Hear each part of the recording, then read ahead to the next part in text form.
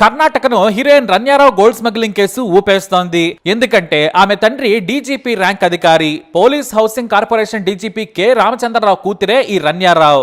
ఈమె ప్రముఖ హీరోయిన్ కూడా. అయితే కె రామచంద్రరావు అసలు తండ్రి కాదు, మారు తండ్రి. ఇక ఈమె కిచ్చా సుదీప్ నటించిన మాణిక్య సినిమాలో కూడా మెరిసింది, మంచి హార్ట్ బ్యూటీ. అయితే సినిమాల ద్వారా వచ్చిన పాపులారిటీ కంటే రన్యారావు ఇప్పుడు బంగారం స్మగ్లింగ్ తో పాపులర్ అయింది. బెంగళూరులోని కెంపెగౌడ ఎయిర్పోర్ట్ లో రాత్రి దుబాయ్ నుంచి ఎమిరేట్ ఫ్లైట్ దిగింది రన్యారావు. అయితే ఆమె తండ్రి డీజీపీ కావడంతో ప్రోటోకాల్ ఆఫీసర్ ఫ్యామిలీ కాబట్టి బాడీ చెకింగ్ ఉండదు. దీంతో ఆమె ఆ రోజు కూడా ఈ ప్రోటోకాల్ ను ఉపయోగించుకుంది. ప్రత్యేకంగా ఓ ప్రోటోకాల్ ఆఫీసర్ డ్యూటీలో ఉన్న కానిస్టేబుల్ ఆమెను బయటకు తీసుకెళ్తున్నాడు. కానీ వెనుక నుంచి ఓ కస్టమ్స్ అధికారి గట్టిగా ఆఫీసర్ ని పిలిచాడు. ఎందుకంటే చెకింగ్ లేకుండా దర్జాగా రన్యారావును తీసుకెళ్తున్నాడు ఆ కానిస్టేబుల్.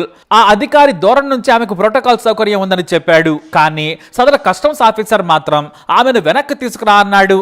గట్టిగా చెప్పడంతో సరేనని ఆమెను వెనక్కి తీసుకొచ్చాడు ఆ కానిస్టేబుల్. దీంతో అందరినీ పంపించాక ప్రత్యేకంగా ఆమెను గదిలోకి తీసుకెళ్లి లేడీస్ తో చెకింగ్ చేయించాడు ఆ అధికారి. ఇంకేముంది, నడుముకి ఏకంగా ఎల్టీఈ తీవ్రవాదులు బాంబులు పెట్టినట్లుగా గోల్డ్ బిస్కెట్లున్న 2 బెల్ట్లను ధరించింది రన్యారావు. ఆ బంగారం చూసి అందరూ షాక్ అయ్యారు. ఎందుకంటే రన్యారావు అక్కడ ఫేమస్ హీరోయిన్, పైగా డీజీపీ కూతురు. మొత్తం బంగారం తూకం వేయగా 14.2 కేజీలు తేలింది. అంత బరువును క్యారీ చేయడం అంటే సులువేం కాదు. ఇక కస్టమ్స్ అధికారులు వెంటనే మీడియాకు లీక్ చేశారు. ఆమెను అరెస్ట్ చేసి రాత్రికి రాత్రి ఎయిర్పోర్ట్ పోలీస్ స్టేషన్కు తరలించేశారు. ఆ మరునాడు వార్త బాంబులా పేలింది. డీజీపీ రామచంద్రరావు కూతురు బంగారం స్మగ్లింగ్ తో దొరికింది అని. అయితే డీజీపీ రామచంద్రరావు మాత్రం టైమ్స్ ఆఫ్ ఇండియా జర్నలిస్ట్ కి ఇంటర్వ్యూ ఇచ్చారు. నాకేం సంబంధం లేదు, రన్యారావుతో నాకు అసలే సంబంధం లేదు, ఆమె పెళ్లి చేసుకుని వెళ్లిపోయింది, మాకు ఆమెకు సరైన సంబంధాలే లేవు, ఈ బంగారం స్మగ్లింగ్ తో నాకు ఎలాంటి లింకు లేదు, చట్ట ప్రకారమే ఆమెపై చర్యలుంటాయి, కస్టమ్స్ అధికారులు కేసు పెట్టారు, విచారణ సాగుతోంది అన్నారాయన. అయితే ఇక్కడే మరో ఆసక్తికరమైన విషయం తెలిసింది. అదేమిటంటే డీజీపీ రామచంద్రరావు మొదటి భార్య చనిపోయింది. దీంతో ఆయన రెండో పెళ్లి చేసుకున్నారు. కానీ ఆ రెండో భార్యకి తన మొదటి భర్తతో 2 కూతుళ్లున్నారు. వారిలో మొదటి కూతురే ఈ రన్యారావు. ఈమెకు డీజీపీ మారుతండ్రన్నమాట. కానీ అతని పలుకుబడిని కూడా ఆమె వాడుకుంది. అందుకే ఇప్పుడు రామచంద్రరావు ఈ వివాదానికి దూరంగా ఉంటున్నారు. రిటైర్మెంట్ సమయంలో అసలు ఈ పెంటెంట్ అనుకుంటున్నారు ఆయన. అయితే రన్యారావు ఇలా ఎయిర్పోర్ట్ లో దొరకడం వెనుక కూడా ఓ ఆసక్తికరమైన విషయం బయటకు వచ్చింది. రన్యారావు నెలలో 5-6 సార్లు దుబాయ్కి వెళ్తుంటుంది. అయితే తనకున్న ప్రోటోకాల్ ఫెసిలిటీని విచ్చలవిడిగా ఉపయోగించేది. ఆ క్రమంలోనే ఓ కస్టమ్స్ అధికారి ఆమెను నిలదీశాడు. మీకు ఈ ఫెసిలిటీ వర్తించదు, నార్మల్గా రావాలని కోరగా ఆమె గొడవ పెట్టుకుంది. ఆ క్రమంలోనే సీనియర్ అధికారి జోక్యం చేసుకుని రన్యారావుకు మద్దతుగా నిలిచాడు. ఆమె డీజీపీ కూతురని చెప్పాడు. కానీ ఆ గొడవంతా కూడా మనసులో పెట్టుకున్నాడు ఈ కస్టమ్స్ అధికారి. ఆమెపై నిఘా పెట్టాడు. తన మీద మాటల దాడిని ఆ రోజు తట్టుకోలేకపోయాడు. అందరి ముందు తనను తక్కువ చేసి మాట్లాడిందని సీరియస్ అయ్యారాయన. అసలు రన్యారావుకు దుబాయ్లో ఏం పని ఉంటుంది? నెలలో 4-5 సార్లు వెళ్ళొస్తుంది, అది కూడా ఖరీదైన ఎమిరేట్స్ ఫ్లైట్ లో. అలాగే ఆమె ప్రతిసారి వెళ్లేటప్పుడు ఏ డ్రెస్ లో వెళుతుందో వచ్చేటప్పుడు కూడా అదే డ్రెస్ లో వస్తుంది. పైగా ఆ డ్రెస్ చాలా లూజ్ గా ఉంది. ఏదో చేస్తుంది అనుకున్నాడు ఆ కస్టమ్స్ అధికారి. పాత గొడవను మనసులో పెట్టుకుని ఇదంతా కూడా నిఘా పెట్టాడు. ఇక టైం రానే వచ్చింది. నిఘా పెట్టిన ఆ అధికారి తన సీనియర్ లేని సమయం చూసి రన్యారావుని వెనక్కి పిలిచాడు. అంతేకాదు ఆమెను బయటకు తీసుకెళ్తున్న ఆఫీసర్ను కూడా భయపెట్టాడు. దీంతో చెక్ చేయగా రన్యారావు బంగారం స్మగ్లింగ్ బయటపడింది. ఇక విచారణ చేయగా రన్యారావు దాదాపుగా ఏడాదిలోనే 35 సార్లు దుబాయ్ వెళ్ళినట్లు సమాచారం. మలేషియా కూడా వెళ్ళొచ్చింది. ఇంట్లో సోదాలు చేయగా మొత్తం బంగారం మయం. ఎక్కువగా బిస్కెట్ల రూపంలో ఉంది. మొత్తం వాటి విలువ 17 కోట్లు. ఎయిర్పోర్ట్ లో దొరికిన బంగారం విలువే 2.67 కోట్లు. అయితే చాలా రోజులుగా ఈ బంగారం స్మగ్లింగ్ చేస్తుందని విచారణలో తేలింది. ఈమె వెనుక బంగారం స్మగ్లింగ్ చేసే బడా నేతతో పాటు పెద్ద రింగే ఉన్నట్లు పోలీసుల విచారణలో తేలింది. తన తండ్రిని అడ్డం పెట్టుకుని భారీగా స్మగ్లింగ్ చేసిందని గుర్తించారు. అయితే ఓ కిలో బంగారానికి 5 లక్షల రూపాయల కమిషన్ తీసుకుంటుందట. అంటే ఒకసారి అలా వెళ్లి ఇలా వస్తే 50 నుంచి 60 లక్షల రూపాయలు సంపాదిస్తుందన్నమాట. అంతేకాదు విమాన ఖర్చులు కూడా అదనం. దుబాయ్లో లగ్జరీ హోటల్ బస్తో పాటు అన్ని కలుపుకొని ఒక్క ట్రిప్కు 12 లక్షల రూపాయలు వసూలు చేసేది. ఇటు కమిషన్ తో పాటు ఎంజాయ్మెంట్ కూడా ఆమెకు కలిసి వచ్చింది. అయితే కొన్నిసార్లు బంగారమే కమిషన్ గా తీసుకునేదట. ఇక ఇప్పుడు ఆమెతో బంగారాన్ని దుబాయ్ నుంచి తెప్పిస్తుంది ఎవరనేది తేల్చే పనిలో పడ్డారు పోలీసులు.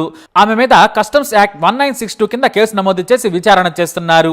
అయితే పోలీసుల విచారణలో రన్యారావుకు పెద్ద రాజకీయ నాయకుడి అండ ఉందని కూడా అనుమానిస్తున్నారు. అంతేకాదు డీజీపీ ప్రోటోకాల్ అడ్డం పెట్టుకుని రన్యారావుతో ఈ నేరం చేయించారు. ఇటు డబ్బులకు బంగారానికి కకృతి పడ్డ రన్యారావు ఈ స్మగ్లింగ్ గ్యాంగ్ తో చేతులు కలిపిందని విచారణలో తేలింది. దుబాయ్తో పాటు భారత్లోని స్మగ్లర్లతో రన్యారావుకు సంబంధాలున్నాయని డైరెక్టరేట్ ఆఫ్ రెవెన్యూ ఇంటెలిజెన్స్ అధికారులు గుర్తించారు. ఒక్క దుబాయ్ నుంచే ఇదంతా నడిపిందా, వేరే దేశాల నుంచి కూడా అనేది తేల్చే పనిలో పడ్డారు పోలీసులు. ఎందుకంటే ఆమెకు ఎయిర్పోర్ట్ లో బాడీ చెకింగ్ లేదు. ఎయిర్పోర్ట్ లోని కస్టమ్స్ అధికారులతో పాటు ఇతర పోలీసులు కూడా సహకరించినట్లు తేలింది. వారందరి పేర్లు విచారణలో బయటకు వస్తాయని చెబుతున్నారు. అయితే రన్యారావు కేసు ఎంతవరకు వెళుతుందనేది ఆసక్తికరంగా మారింది. ఎందుకంటే పెద్ద నాయకులే కాదు, తండ్రి డీజీపీ, ఇతర స్మగ్లర్లతో కూడా చాలా పెద్ద ఎత్తున సంబంధాలున్నాయి. మరి రన్యారావును జైలుకు పంపుతారా, కేసును బలహీనం చేస్తారా అనేది తేలాల్సి ఉంది. అయితే కర్ణాటక సీఎం మాత్రం ఎవరిని విడిచిపెట్టేది లేదు అంటున్నారు. అయితే గతంలో ఆమె తండ్రి కె రామచంద్రరావు 2 కోట్ల రూపాయలు కొట్టేశాడనే విమర్శలు కూడా వచ్చాయి. రామచంద్రరావు సౌత్ జోన్ డీజీపీగా ఉన్నప్పుడు బస్సులను తనిఖీలు చేయించారు. అది కూడా కేరళ నుంచి వచ్చే వాహనాలను. ఆయనకు ఇంటెలిజెన్స్ సమాచారం అందడంతో చేయించారు. కానీ ఆ సమయంలో ఆయన కాకుండా ఆయన గన్మెన్ ఉన్నాడు. ఒక బస్సు నుంచి దాదాపుగా 2 కోట్లు స్వాధీనం చేసుకున్నారు. కానీ మీడియాకు, డిపార్ట్మెంట్ కి మాత్రం 20 లక్షలు దొరికాయని చెప్పారు. కానీ ఆ వ్యాపారవేత్త మాత్రం నా 2 కోట్లను పోలీసులు స్వాధీనం చేసుకున్నారని చెప్పుకొచ్చాడు. దీంతో ఆయన గన్మెన్ మీద కేసు పెట్టిన పోలీసులు ఆయన్ని వెంటనే బదిలీ చేశారు. ఇప్పుడు ఆ కేసు కథ కూడా మీడియాలో వచ్చింది. డీజీపీ రామచంద్రరావు మాత్రం నాకు ఈ కేసుకు సంబంధం లేదు, నా కెరీర్ లో చిన్న మచ్చ కూడా లేదంటాడు. ఇక ఇప్పుడు జైల్లో ఉన్న రన్యారావు నుంచి నిజాలు రాబట్టేందుకు అధికారులు ప్రయత్నిస్తున్నారు. మరోవైపు ఆమె ఇంట్లో దొరికిన బంగారానికి కూడా లెక్కలు తెలిసే పనిలో పడ్డారు. హీరోయిన్ గా పెద్దగా సక్సెస్ కాని 33 ఏళ్ల రన్యారావు తండ్రిని అడ్డం పెట్టుకుని కోట్లు సంపాదించిందనే కామెంట్స్ వినిపిస్తున్నాయి. ఇక ఇదిలా ఉంటే ప్రస్తుతం రన్యారావు ఓ ఫోటో వైరల్ గా మారింది. అది చూస్తే పాపం అనిపిస్తోంది. కంటి కింద గాయాలు, ఉబికన మొహంతో ఆమె ఫోటోలో ఉంది. ఆమెను కస్టడీలోకి తీసుకుని విచారణ పేరుతో చిత్రహింసలు పెట్టారా అనే అనుమానం కలుగుతోంది. దీనిపై కర్ణాటక మహిళా కమిషన్ ఆగ్రహం వ్యక్తం చేసింది. ఆమెపై అధికారులు దాడికి పాల్పడ్డారా అనే ప్రశ్నలు లేవనెత్తారు మహిళా కమిషన్ చైర్మన్ నాగలక్ష్మి చౌదరి. ఒకవేళ ఆమెను కొట్టినట్లయితే రన్యారావు తమకు ఏమైనా ఫిర్యాదు చేస్తే తమకు సాయంగా నిలబడతామని చెప్పారు నాగలక్ష్మి. లేఖ రూపంలో ఫిర్యాదు చేస్తే సాయం చేస్తామన్నారు. ఒకవేళ ఆమె కానీ సంప్రదించకపోతే దానిపై కమెంట్ కూడా చేయమన్నారు మహిళా కమిషన్ చైర్పర్సన్ నాగలక్ష్మి. ఇకపోతే తాను అమాయకురాలంటోంది రన్యారావు. తాను ట్రాప్ లో పడ్డానని, కావాలని ఇలా అక్రమంగా బంగారు కడ్డీలను తరలించలేదని డైరెక్టర్ ఆఫ్ రెవెన్యూ ఇంటెలిజెన్స్ అధికారుల ముందు బోరమంది. తాను నేరం చేసినట్లు ఒప్పుకుంటూనే ఇది తాను కావాలని చేసిన పని కాదని అధికారుల ముందు ఏడుస్తూ ఉంది. డిఆర్ఐ అధికారుల తాజా విచారణలో తాను దుబాయ్తో పాటు యూరప్, అమెరికా, మిగతా మిడిల్ ఈస్ట్ దేశాలను కూడా తిరిగి వచ్చినట్లు చెప్పింది. మరి అక్కడి నుంచి కూడా బంగారం స్మగ్లింగ్ చేసిందా లేదా ఇంకేమైనా చేసిందా అనేది మాత్రం తేలాల్సి ఉంది. ప్రస్తుతానికైతే ఈ కేసు దేశవ్యాప్తంగా సంచలనం కలిగించింది. మరి ముందు ముందు ఏం జరగబోతుందో చూద్దాం. ఈ వీడియోపై అప్డేట్స్ కోసం మై ఛానల్ ఫాలో అవ్వండి. అలాగే తప్పకుండా సబ్స్క్రైబ్ చేసుకోండి.